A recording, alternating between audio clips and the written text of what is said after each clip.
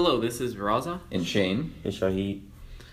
Welcome to Adventures of Huckleberry Finn, podcast episode 489. In today's episode, we will delve into the intricacies of Huckleberry Finn, talking about the writer's style, thematic topics, and alternate lenses. Thank you for tuning in, and I hope you enjoy. If you've missed the previous 488 episodes, go to my podcast channel in the link below. So Shane, what shall we talk about first in the book, Adventures of Huckleberry Finn? Well, first we have to look at the author to understand the book. The author is Mark Twain, whose actual name is Samuel Langhorne Clemens. Twain's considered a great American writer in part because of his broad, abrupt humor and biting social satire. Additionally, Twain's writing is known for realism of place and language, memorable characters, and hatred of hypocrisy and oppression. Wow. Building off of what Shane said, the basic overview of the Adventures of Huckleberry Finn is the growth of a white boy in Missouri and the relationship with an African-American man named Jim. Throughout the novel, the author uses colloquial diction and rhetoric to tell the story from a childish, first-person perspective.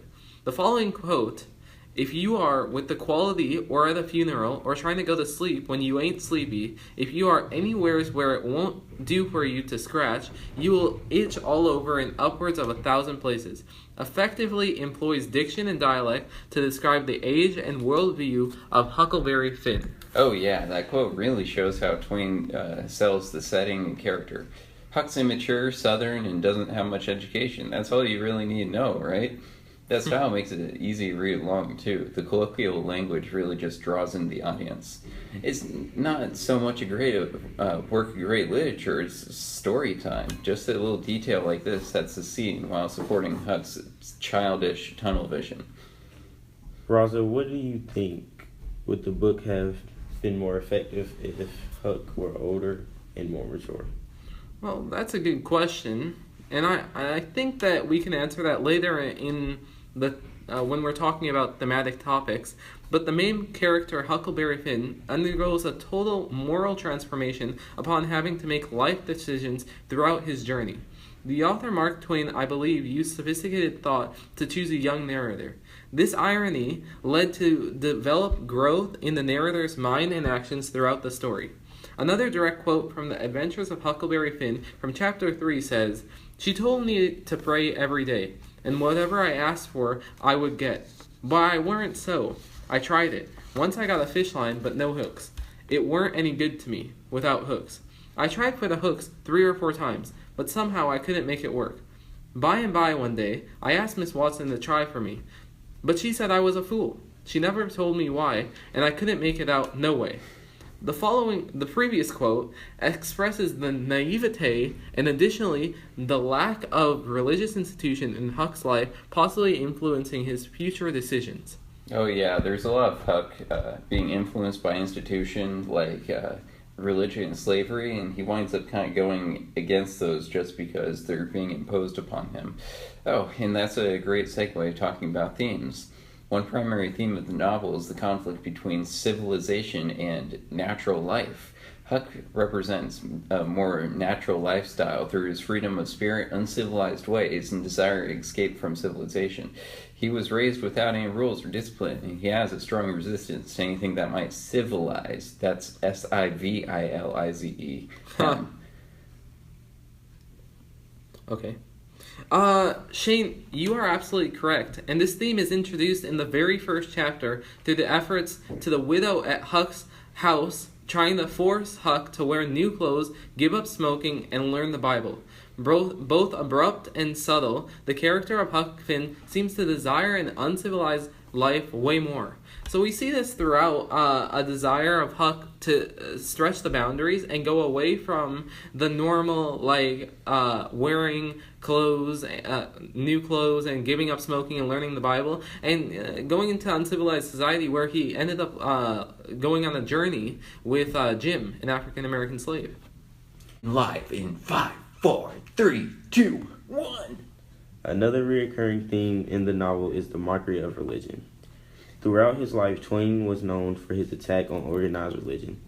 Huck Finn's sarcastic character perfectly situates him to deride religion, representing Twain's personal views. In the first chapter, Huck indicates that hell sounds far more fun than heaven. It really is mocked at some points. At one point, a character named the King convinces a religious community to give him money. Quote, convert his pirate friends. That part shows a religious community as dumb and blind, mocking their beliefs and devotion to God. 3, 2, 1. Now for a break from our sponsors who make this show possible. Squarespace, Blue Apron, Audible, and Harry's. Links in the description, click them, thanks. 1. Okay, so we talked about author style and thematic topics throughout. The last topic in the novel that we wanted to view is alternative lenses. Although not as clear, I recently researched a poem that relates nicely to the novel Huckleberry Finn. The following poem is called Childhood Dreams by B.B. Christopher. Evangelists spin, babies grin. Childhood dreams reading Huckleberry's Finn. Bottle rockets shoot, puppies are cute. Childhood dreams give a hoot, don't pollute. Cowboys and Indians, guns played all day.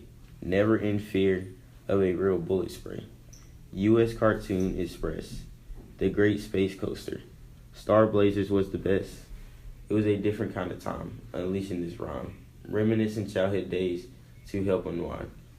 From the now, daily grind, I can see clearly now, the rain is gone. Transport me back where everything wasn't whack. Good vibrations, good karma, a touch of grace. Candles burn, tides turn. Childhood dreams, memories to yearn. I think that's a very powerful poem about childhood. Okay, let's just go back and let's talk about this poem. The basis of this poem is really strong, and it's really complemented from all the good old days. From Huckleberry Finn's perspective, from a poetry lens. This is very good. It's talking about reminiscing about old times. Oh yeah, and unleashing this rhyme, reminiscing childhood days. You know, and it uses so good rhymes. The rhyme scheme in here is really good. You know, it includes the Dalai Lama, includes Great Space Coaster, Cowboys and Indians. So and Star Blazers was the best. Yeah, and reading Huckleberry Finn at the beginning provides an entrance into the whole story, along with a poetic connection from an alternative lens. I believe that there is also a modern connection to Ta-Nehisi Coates' novel Between the World and Me. Through the windshield, I saw the mark of these ghettos, the abundance of beauty shops, churches, liquor stores, and crumbling housing, and I felt the old fear. Through the windshield, I saw the rain coming down in sheets. Coates does not end his letter on a happy note. The last paragraph in his novel, in these last lines, as he drives through Chicago, he brings the letter back to his difficult upbringing in Baltimore. He reminds samurai and readers about the bleak and unfair life of black people in America. It seems unlikely that this will change. Coates offers no hope or inspiration or promises of uplift. This differentiates him from other writers on race. How do you think Coates ends Between the World and Me, and do you think it connects to Huckleberry Finn any?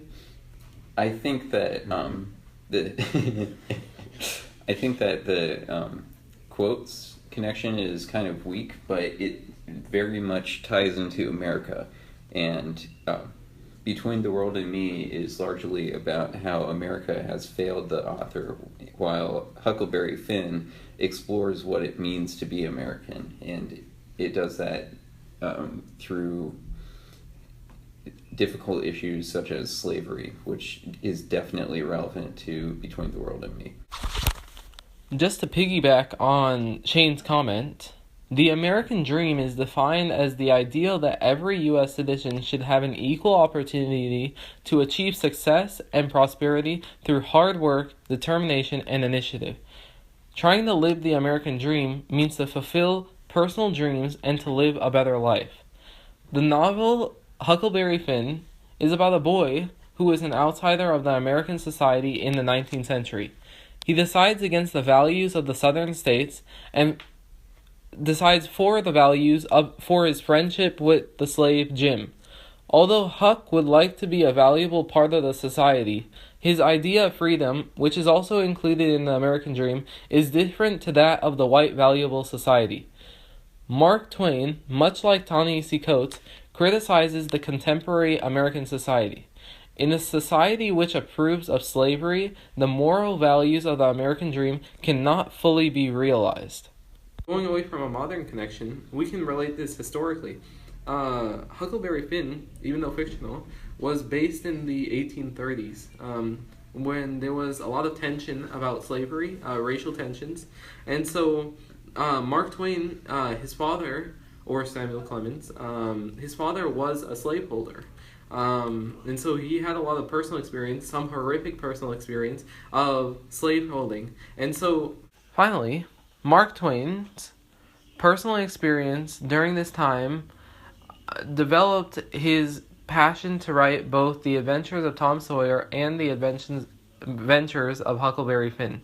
His personal experience about slavery during the time between 1830s and 1860s, where the slavery tension was high, where his own father was a slave owner. He had personal horrible experiences of the racism and slavery in the South. The work of Harriet Beecher Stowe in Uncle Tom's Cabin and Frederick Douglass in the narrative of Frederick Douglass not only laid the groundwork for the beginning of the Civil War, but began the anti-racism and began equality for all races. Indicated a little bit as a thematic topic in Huckleberry Finn. And we can see a quote from Frederick Douglass saying, "Prefer to be true to myself, even at the hazard of incurring the ridicule of others, rather than to be false and to incur my own abhorrence." Mark Twain's personal experiences in slavery during this time led to his writing of the book. Shahid, you got anything to add? No, not much. All right. Well, thank you for listening to today's podcast, episode 489, about the author's style, thematic topics, and alternative lenses. If you missed an episode, click the link below to our channel. Additionally, look forward to our episode 500 extravaganza. It's been a pleasure talking to you all these years. We will post future podcasts on our channel, and until then, enjoy your day, and remember, always remember Huckleberry Finn's amazing story. Thank you.